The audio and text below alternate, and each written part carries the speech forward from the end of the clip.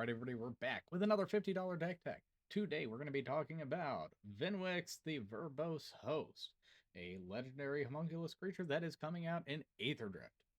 Currently, Vnwxt is sitting at about $18 on TCG Player and $4 on Card Kingdom. He is a 0/4 2-drop homunculus legendary lord with starter engines. If you have no speed, it starts at 1. It increases once on each of your turns. When an opponent loses life, your maximum speed is 4. He flat out gives you no maximum hand size, as well as if you have max speed, you draw 2 cards anytime you would draw a card. So, we are going to be trying to have a little bit of a homunculus tribal going on here. We're going to be caring about drawing a lot of cards, and we're going to be trying to do a few shenanigans, again, on a budget. You might be able to pull this card out of an Aether Drift pack, or, again, I don't think that this card is going to keep its $18 price tag. So, I do think that you'll be able to buy this entire deck for about $50 after the set has fully released. So, let's go ahead and hop right into it, starting with our artifacts. So, for our artifacts, the total price of this section is about $9. We are going to start with a Belvius Portal because when it comes into play, you choose a creature type, and for 3 mana, you can tap it to put a creature type of the chosen type from your hand into play. We are going to be hoping to abuse the no maximum hand size a little bit with this, so we can start shoving things into play because we have a lot of cards in hand, right? We're going to be hopefully having a hand that's 11, 12, 15, all sorts of numbers worth of cards, and we want to be able to just pump stuff out as well as kind of abuse being able to cast things for a lower mana cost. Next card, again, we are going to be trying to really abuse that draw extra cards mechanic, especially if we can get max speed.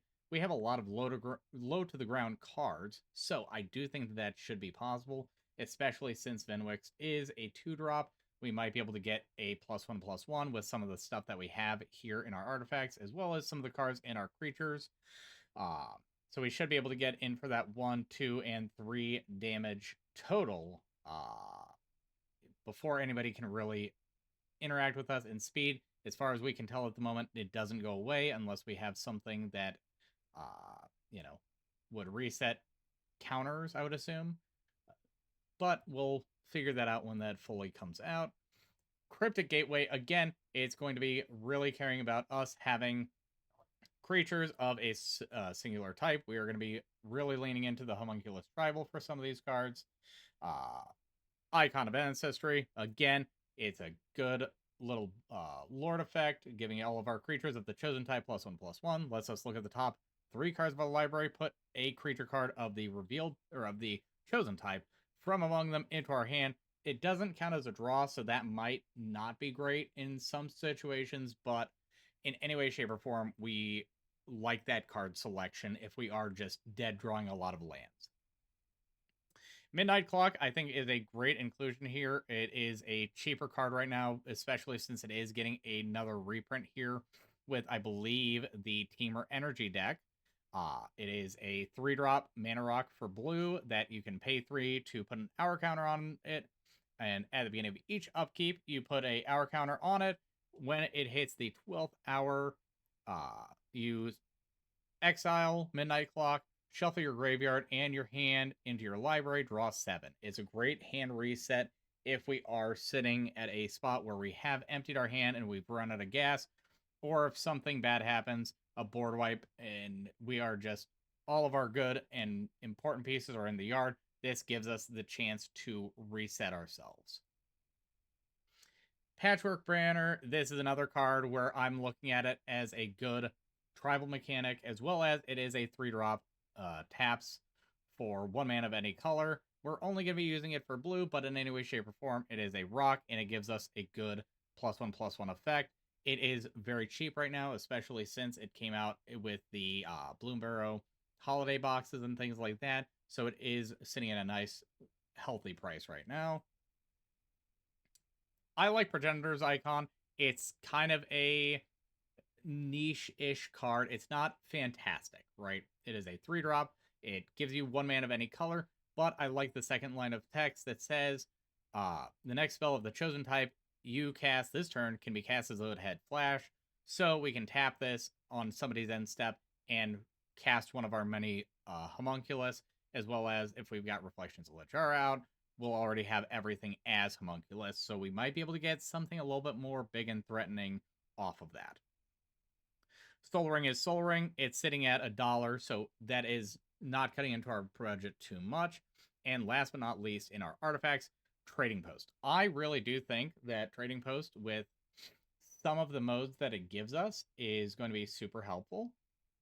Especially the optional discard a card, because of a few things that we've got in here, as well as sacrificing an artifact or sacrificing a creature and being able to return an artifact card from our graveyard, and or like we actually, now that I think about it, we can do pretty much any combination of this and we will be sitting pretty, honestly.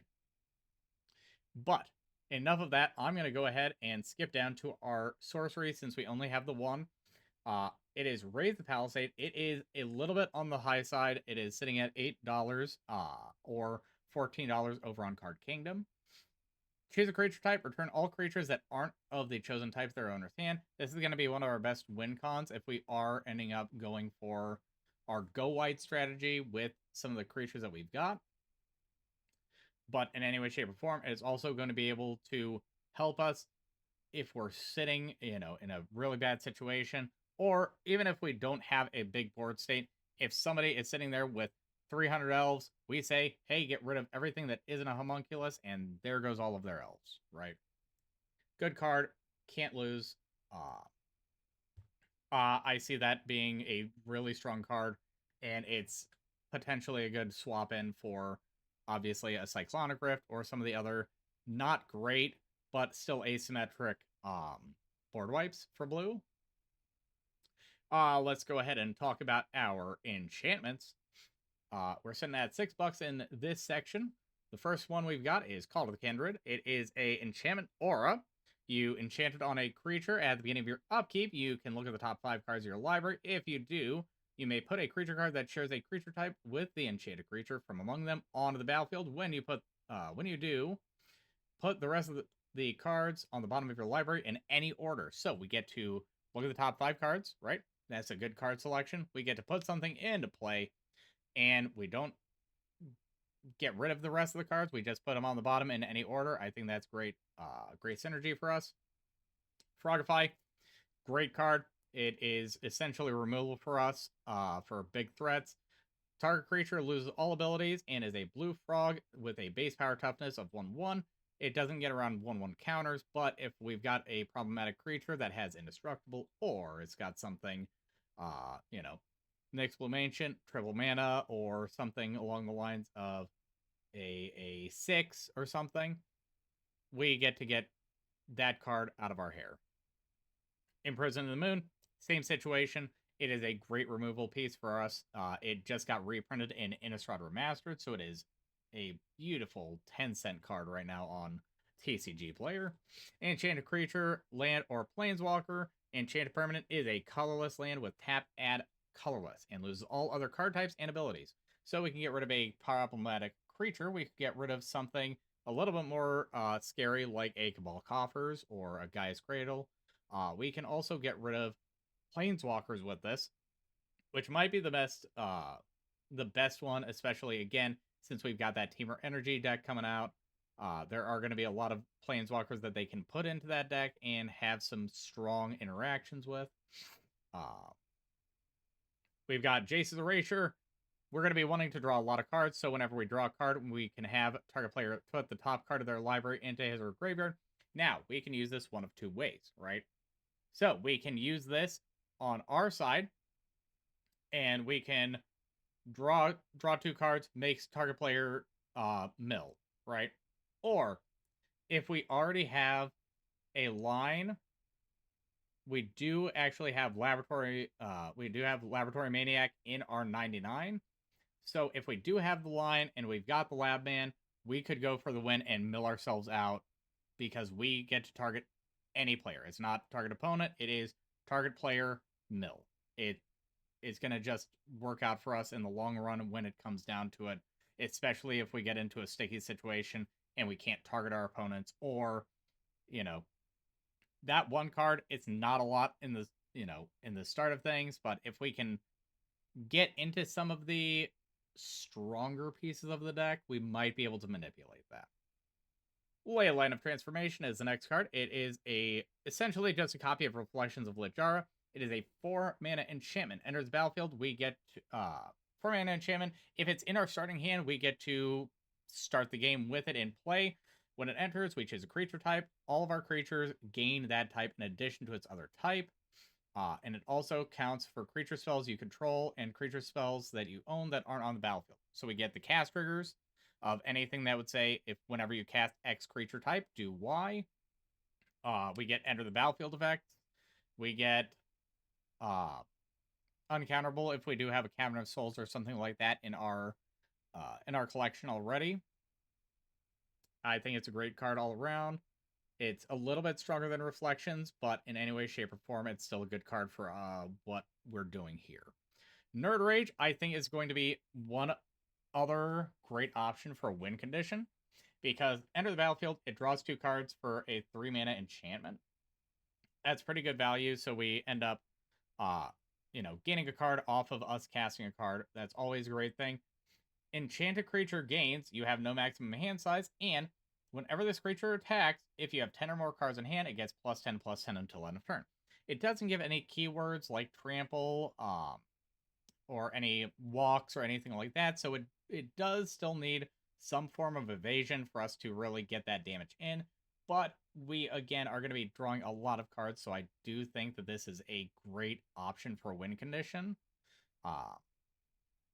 And again, that enter the battlefield, draw 2 cards, 3 mana, we gain no max hand size, draw 2. I think it's a great utility regardless.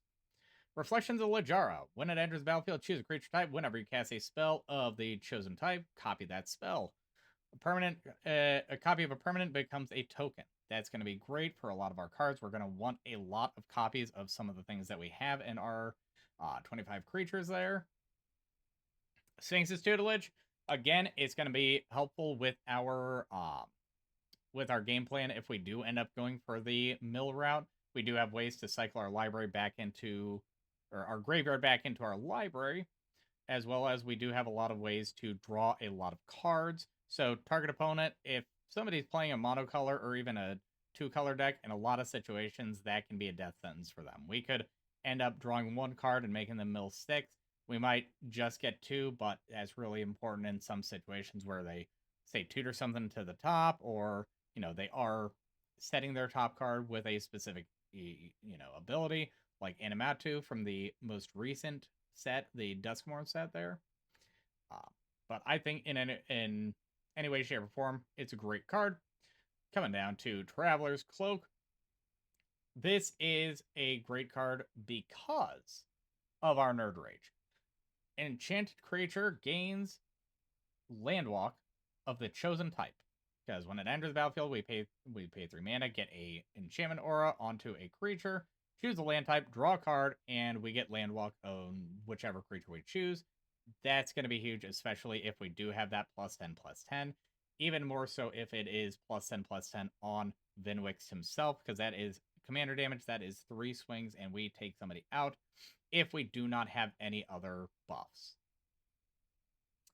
Unable to stream. Another great card for us to have for removal. 1 mana, enchanted creature loses all abilities and is a toy artifact creature with base power and toughness 0 and 2 in addition to its other types. As long as the enchanted creature is face down, it can't be turned face up. So if we do have somebody playing more Manifest Dread, anything like that, we get to keep their card locked down and remove its power essentially. But in any other case, we are turning a creature off. Every ability that has that, I think, is going to be a great utility for us. I'm saying great a lot this episode. I do realize, and I do apologize. Wizard class, I do not see a way that we wouldn't run this card. 1 mana, we have no max hand side, redundancy, redundancy to redundancy. I love having a good couple options for redundant effect in the deck, especially when we are, I'll say, threatening this kind of draw power. Uh, second level isn't that great. When it becomes level 2, we draw 2 cards for 3. That's not what we're worried about. We're going to be worried about level 3, which is 5 mana. Whenever you draw a card, put a 1/1 counter on target creature you control. With the amount of draws that we can have, the potential is kind of limitless for us to just grow exponentially. Again, if we start putting that onto Vnwxt, we get to take somebody out of the game really quick with commander damage. If not, we can start spreading it across our creatures and make them big. I think it's an undeniable card that we kind of have to have in the 99. I'm gonna pop into the instance because a lot of these are pretty straightforward to the point. Aetherize gets rid of all attacking creatures. Offer you can't refuse. Simple counterspell. Arcane Denial. Simple counterspell. Also gives us draw. Brain Surge. It's Brainstorm, but for cheap. It is draw 4. Put 2 cards from your hand on top of your library. Again, good draw power. Consider. Surveil 1. Draw a card. Counterspell. Counters a spell. Dive down. Lazotep Plating, and Mizzium Skin being right together here is perfect because all 3 of them are in here for the exact same reason. It is for protection for our creatures. One creature that we do have in the 99, I'm sure you can see at this point, or have seen at this point, is Homunculus Horde. So if we do have a board wide of Homunculus Hordes, let's say we've got 4, let's say 8 of them, we don't want to just lose those to a targeted removal, right? So we cast Dive Down, protect one of them, or if we really need to, we can pay 2 for Mizzium Skin Overloaded, or the 2 for the Lazotep Plating, which gives us, as well as our creatures, hexproof. All 3 of them, I think we definitely need, especially if we do stick with the go wide strategy that we can go with in Homunculus. Negate, again, counter target spell. We're just going to have our good blue stuff. Opt, scry, draw a card. Plagiarize. I think this is a funny card. I don't necessarily think it is the best card, but we can use it in response to somebody drawing a lot of cards. We can force them to skip every draw, and us get the benefit, and us get the benefit of whatever creatures we have out. The fact that it makes the player skip the draws, I think, is the strongest part of this spell. It's 4 mana. It's not a fast thing, but it's definitely a card that I think might be slept on. We then have Psychic Spiral. This card is in here for dual purpose. One, obviously, I knew that we're going to be digging through our library. We're going to be really going through it. I think worst case scenario, it's a good way to reset ourselves and potentially take somebody out of the game, right? We might be able to, let's say we've got 40 cards in our graveyard. We get to shuffle those back in, make somebody mill 40 cards. I think, again, worst case scenario, if we're already in that spot, we're going to be a little bit desperate, and I think it's a good card. Resculpt for exile removal for artifact or creature. Standardize, choose a creature type other than Legend or Wall. Each creature's type becomes that type until end of turn.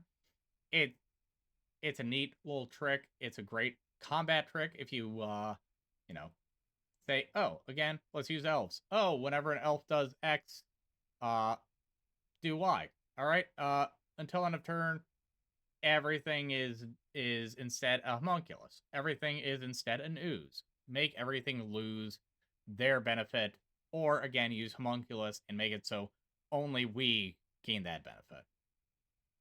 Think twice. Draw a card on a 2 mana spell with flashback of 3. Again, not a great card, but another card that we can get a draw off of.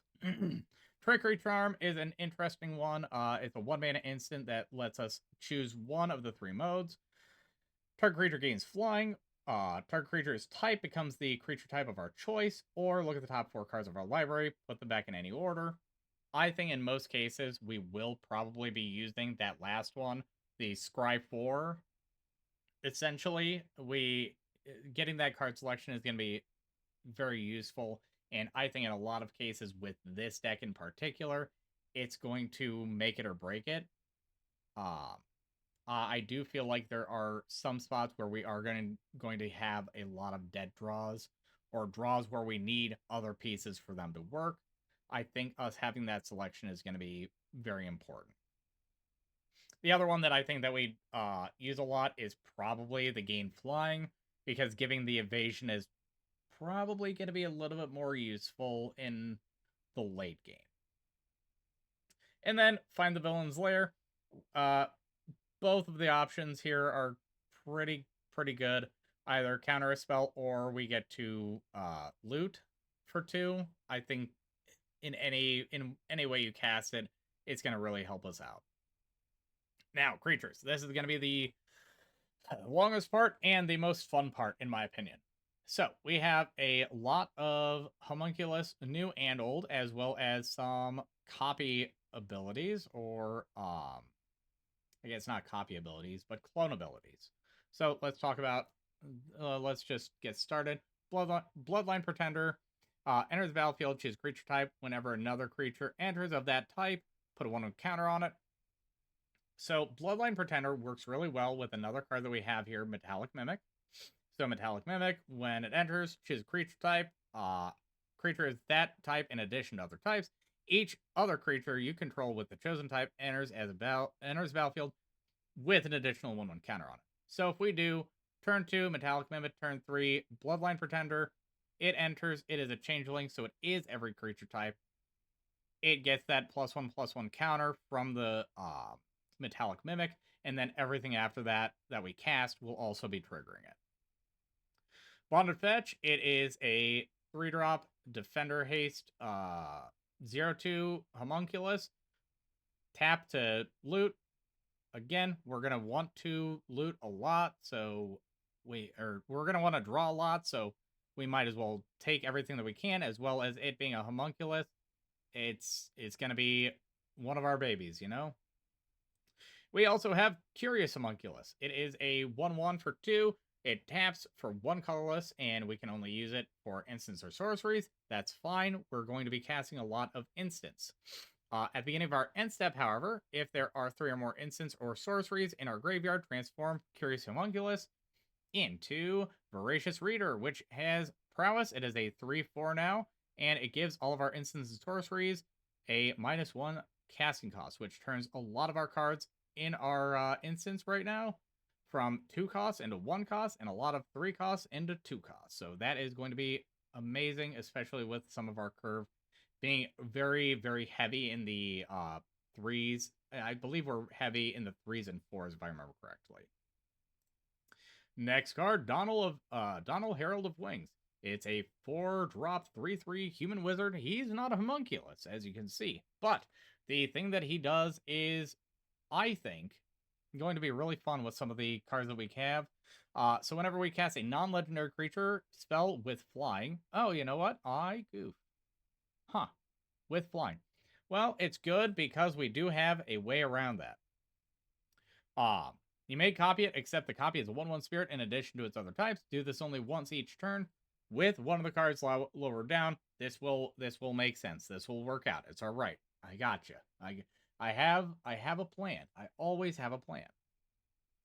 But in any way, shape, or form, getting some of our non-legendary homunculus, which are pretty much all of them except for Fibblethip and our commander, we're going to be able to get a good little chunk of creatures that are A, spirits in addition, B, flying, and C, copies of other good effects. Evercool's Messenger, again, it is not a homunculus, but whenever we draw our second card each turn, we get a 0/1 colorless Eldrazi that we can sacrifice to make a mana. It is A, a flyer. B, it is devoid, which it doesn't exactly matter, but it could have situations where it does matter, where somebody casts something like a washout, get rid of or put all blue creatures back in or blue permanents into their owner's hand, this thing would stay on the field. And that would be the same if we have a Donald clone. But the main point of it is definitely the fact that we get mana out of us drawing cards. Fibblethip Lost on the range and Fibblethip the Lost, both a 1/1 duder. Fibblethip Lost on the range is a Ward 2 that says you may look at the top card of your library at any time. The top card of your library has plot. The plot cost is equal to its mana cost, and you may plot non-land cards from the top of your library. So what does that mean? That means we can pay the card's mana cost from the top of our library, put it in exile, and we can go ahead and cast it for free on a later turn. So we could pay 2, exile the negate, and have that as a 0 cost counterspell later on. I think that's a very, very useful little trick, and it's even more of a useful trick when it comes to Fibblethip the Lost, because Fibblethip is a 1/1 that when he enters the battlefield, we draw a card. If he comes from our library or was cast from your library, draw 2 cards instead. So, we get to cast him for 0 off the top of our library. When he becomes the target of a spell, shuffle Fibblethip into its owner's library, so we get to reuse him. He's an automatic reuse. It's great. Filigree Tenant, it is a 4-drop X3 Flying Homunculus, so we get another copy of this, and its power is equal to the number of artifacts we control. We do have a handful of artifacts in our creatures as well as our regular artifacts. So at minimum, this guy is probably going to be a 2/3, maybe more, but in any way, shape, or form, he's just a nice little dude with evasion. Furtive Homunculus. This is another cute little dude. He is a 2/1, 2-drop homunculus creature with Skulk, so he cannot be blocked by creatures with power greater than 2. So this one is a little bit of a double-edged sword, obviously, because we have Patchwork Banner, Icon of Ancestry, and other creature buffs. But in the worst case scenario, if they drop 3/3, we can swing in and hit them and they can't block it. So I think that's a reasonable trade.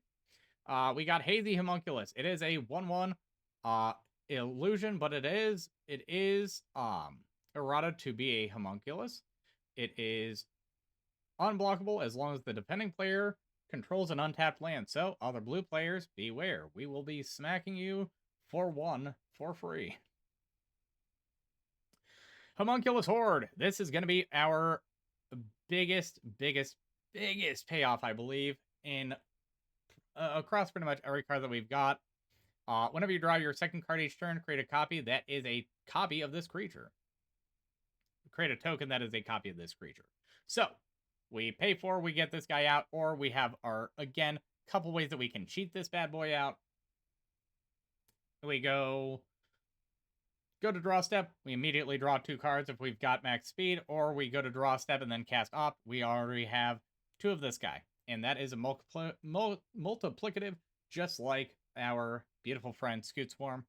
And this happens each turn. So if we have a way to draw 2 cards on any of our opponent's turns, we will be able to just continually make this bad boy even bigger, make this bad boy just a wall of tiny eyes. And in the same vein as him, Hulking Metamorph. It is a 9-drop or a 4-drop if you decide to cast it for its prototype cost. You may have Hulking Metamorph enter the battlefield as a copy of an artifact or creature you control, except it is an artifact creature. In addition to its other types, its power and toughness are equal to Hulking Metamorph's power and toughness. Now, we do not have a way, off the top of my head, that we can bounce this and cheat the prototype mechanic. There are options that we could do that with, but the main point of this is we can make a 3/3 version of Homunculus Horde, a 7/7 version of Homunculus Horde, or we can get some more of our fun little options down below. Main point is definitely the Homunculus Horde, so we can get even bigger and even wider of a wall. Humongulous. It is a 2/5 hexproof, 5-drop homunculus. That's all we got to say about him.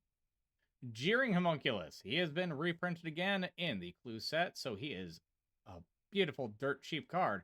He is a 0/4 2-drop homunculus that enters the battlefield. You get to goad a creature. So, hey, that thing's really big. That thing is a 15/15 Mana Gorger Hydra. I do not want to see it coming my way. Send it anywhere else. Labman, our other win condition. He is sitting at a whopping 40 cents or 79 cents on Card Kingdom. He is a 3-drop that says if you draw a card while you have no cards in your library, you win the game instead. This is another good copy target if we need to, because if he comes on the board and we do not immediately have the win, he will definitely be eating some removal of some kind. So I think that's the main point for us to get across there. He is a win condition. He is very important. Lejarkin Seeker is next. 4-drop, 2/4 changeling, so he is every creature type. When he enters the battlefield, if you control 3 or more creatures that share a creature type, put a 1/1 counter on him and then scry 1. Again, card selection and gets bigger. Metallic Mimic, we already went over. Creatures of the chosen type get a additional 1/1 counter when they enter. Hey, at minimum, we are having a creature that comes in as a 2/2 in most of these cases. Mirrorhole Mimic. Mirrorhole Mimic and its backside are both copy effects, and we want to be using those copy effects to, get around some of our unfortunate costs, as well as make sure that we have our win conditions. The other side of Mirrorhole Mimic is Ghastly Mimicry, so for 5 mana, we get an enchant creature. So an enchantment aura. At the beginning of your upkeep, we make a token that is a copy of the enchanted creature, except it is a spirit in addition to its other type. So we can throw this bad boy onto our Homunculus Horde, our Hulking Metamorph, our Labman, we could even do Lejarkin Seekers, and we can get more scries. But we have a lot of options, and I love this card for that reason. It gives us a lot of options, and it helps us out a lot. We got Oculus. 2-drop, 1/1. When it is put into a graveyard from the battlefield, you draw a card. Referee Squad. 3-drop, 2/2 with Convoke, so we can tap our creatures to pay for its mana cost. It has Vigilance, and when it enters the battlefield, we get to tap our creature an opponent controls and put a stun counter on it, so it does not untap the next time that it would be untapped. Sneaky Homunculus. It is a 1/1 2-drop homunculus that can be blocked by creatures with power 2 or greater. So if we do end up getting this bad boy pretty big, we're going to have to get a lot of 1/1 chump blockers to kill it. Stitcher's Apprentice. This is another cool little discard effect for us to be able to refill our deck if we want to shuffle it away, such as with Psychic Spiral or Midnight Clock. Pay 1 and a blue, tap it, make a 2/2 blue homunculus creature token, then sack a creature. So worst case scenario, we get to start making things. Best case scenario, we get to start making things. Worst case scenario, we start discarding cards. Unblinking Observer, 2-drop, 2/1 that we can tap to add blue to our mana pool. We can use this only to cast a Disturb cost, cast an instant or sorcery. We're going to be casting a lot of instants, and we do have at least 1 Disturb cost, so it is mana regardless. Visage Bandit. Another card that we are going to be looking to copy, one of our great cards that we've already gone over here a few seconds ago. It is a 4-drop, or we can plot it for 2 and a blue. It is a 2/2 otherwise, and when it enters, we can have it enter as a copy of a creature we control, except it is a shapeshifter rogue in addition to its other types. And last but not least, one of the main cards that we do want to forcibly discard is Wander. It is a flying 4-drop, 2/2. And as long as it is in our graveyard and we control an island, all of our creatures will gain flying. Again, this is going to be a great win condition. It's going to give all of our creatures that evasion of flying. As well as if we already have Donald out, every time that we cast something after this turn, the first card that we cast every turn, we will get a 1/1 copy of it that is also flying. So, now that we've got a good base here, right? We've got a good $50 base. We are currently sitting at $46, not including the commander, not including our basic lands, because basic lands are pretty much free in 90% of cases. Our land base is pretty basic. We've got Evolving Wilds, Lonely Sandbar for that extra draw power, Mirrored Landscape, Terramorphic Expanse, and again, Remote Isle, again, for that cycling, for that extra draw. Now, if we do have that extra budget, that extra little bit of wiggle room, I do want to point our attention over here to our sideboard.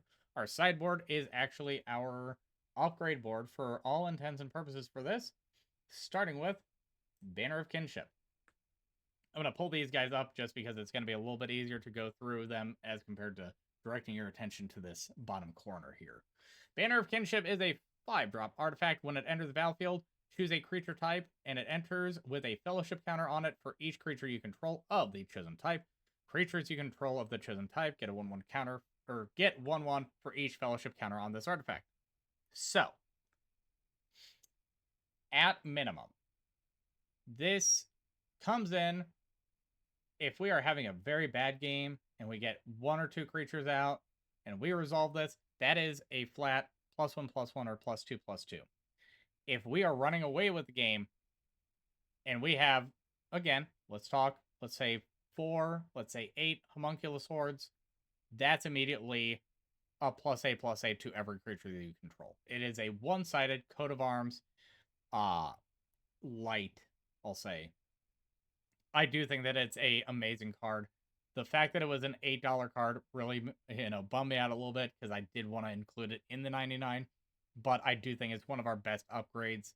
Probably immediately gets rid of our Icon of Ancestry because the icon, while it's great for us for that card selection, it being strict to it is +1/+1, and we can only grab one of the homunculi off the top. That really hinders its utility. Next card, Imperial Plate. Again, we have no max hand size. So, a 2-drop, 2-equip artifact that says equip creature gets +1/+1 for each card in our hand. Seems pretty good. Again, that gives us the option of getting commander damage through with Vnwxt. This is another card where I was kind of in between actually having in the 99. But I decided that if we want to go for the go tall strategy, I think that you guys can make that decision. I'm just giving you guys a good baseline for this. Gitaxian Probe, even though it did get reprinted in the Mystery Booster set, it is still sitting at about $4 to $5. It is essentially a free draw card spell because you can either pay blue or you can pay 2 life instead because of the Phyrexian mana symbol. You can look at target player's hand. You can not do that, You could choose pay 2 life. I'm not going to look at anybody's hand. I'm going to draw a card. Or you can be like, hey, I'm really worried about what you might have. Let me see if I need to hold this mana up for a for reaction for counterspell, right? Lightning Greaves. We also have Swiftfoot Boots in our down below there. Again, this is a $5, $7.50 if you're on Card Kingdom card. We just could not afford to put into the 99, but we do want some form of protection for our win conditions. Again, Homunculus Horde, again, Laboratory Maniac. These cards are going to be very integral to our gameplay, and if we don't have a way to protect them, we do have a very, very strict uphill battle that we're going to be fighting at that point. I'm going to Seize. This is a almost $7 card on TCG Player, $4 on Card Kingdom. Again, we could not afford to put this in there, but with the amount of cards that we're going to be drawing, whenever we draw a card, we put a foreshadow counter on this, and if we remove 8 counters, we get an 8/8 blue Kraken.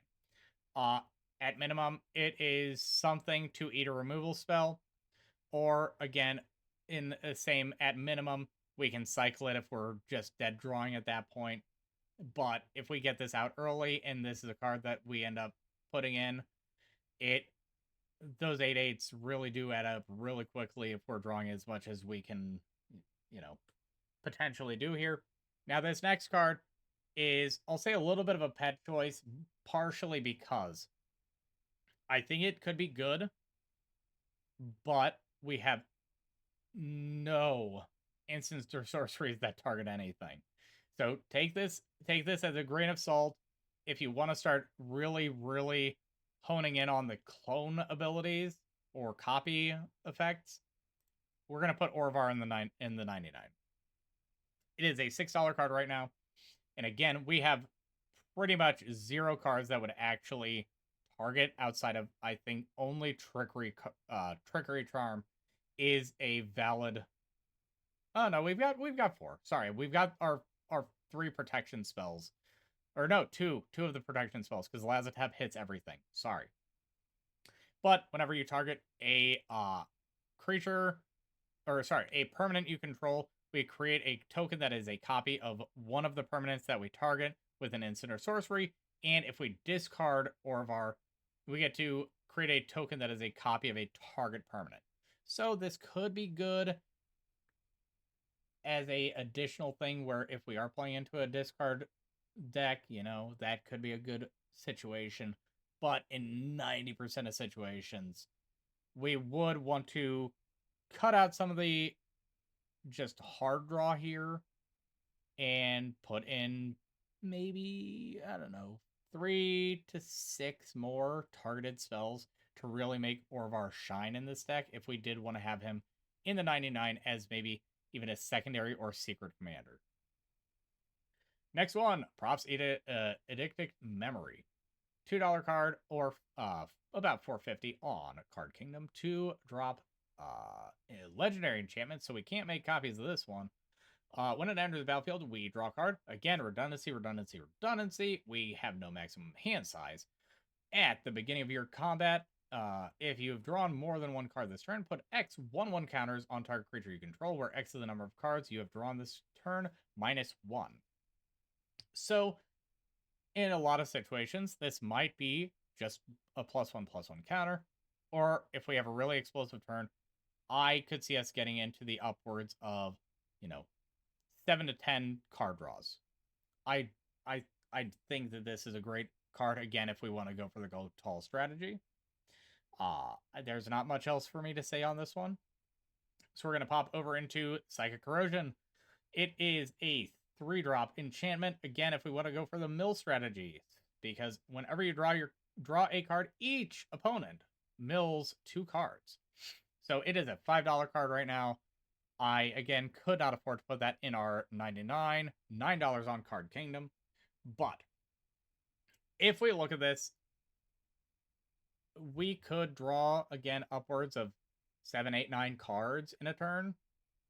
That is anywhere up to nearly 20 cards off of any player, especially if we really hone in on the mill strategy. I think this and the next card are really strong options, because one homunculus I am so upset that we couldn't put in here because it's only had like what, 2 printings, I think. Yes, exactly 2 printings. So it is sitting at $21 on Card Kingdom, $10 on TCG Player. It is Riddle Keeper, a 3-drop 1/4 homunculus that whenever a creature attacks you or a planeswalker you control, that creature's controller puts the top 2 cards of their library into their graveyard. Again, this is on that mill strategy, but it is a good static effect. If somebody else is going wide and they've just got a bunch of 1/1s, they're going to have to really think hard about swinging at you. Again, its price, I wish it was so much lower just so we could have him in here. But in any way, we're in a 1-color deck, so Sapphire Medallion is a great card for us to have. Flat out, blue spells have a -1 to their casting cost. Not much else to say. It reduces our curve, and that's all that matters. $4 right now on TCG Player, or $5.50 on Card Kingdom. Next card, Skull Clamp. Again, great card. Lets us draw 2 cards anytime that a equipped creature dies. We don't have a lot of creatures with 1 toughness, especially if we do have some of our good buff effects. But if we put it on something and it dies, we get extra card draw, and that's all that we're really doing there. About $6 on TCG Player, $10 on Card Kingdom. Spectral Deluge is a very interesting card. It's again sitting in the same vein as our what was the name of that card? Raise the Palisade. It is a one-sided board wipe. It is again sitting at about $5.50, $6, so we could not afford to put this in there. But it does have Foretell, so we could pay 2, put it face down, and then cast it on a later turn for its Foretell cost of 3 instead of 6. But it is a 6-drop sorcery that says return each creature your opponents control, so one-sided board wipe, with toughness, or I should say asymmetrical, not one-sided, but with toughness X or left to its owner's hand, where X is the number of islands you control. We are playing 30 islands. Worst case scenario, I do think that we're casting this for X being 5, but that still gets rid of a lot of big threats. And last but not least, again, we've got Swiftfoot Boots. Same reason as Lightning Greaves, and same reason that it's not in the deck. It's $2. It's $4 on Card Kingdom, and honestly, I wanted to showcase some more interesting cards than putting in another Commander staple. But again, I do think that having this in the 99 would be very beneficial to our long-term strategies. But that is it for this $50 deck tech. The deck list will be down in the description, as well as actually nothing else. I don't think anything else is going to be in the description for this, so I do apologize. Let us know down below what you would put in this deck. If you do think of something else that could be a better include, or some other upgrade cards that we could list in here, we could definitely add it in if we have fan suggestions. But thanks everybody so much for coming out and watching. We do have one more of these coming out for Aether Drift, so keep an eye out for that, and we'll see you in the next one. Bye, guys.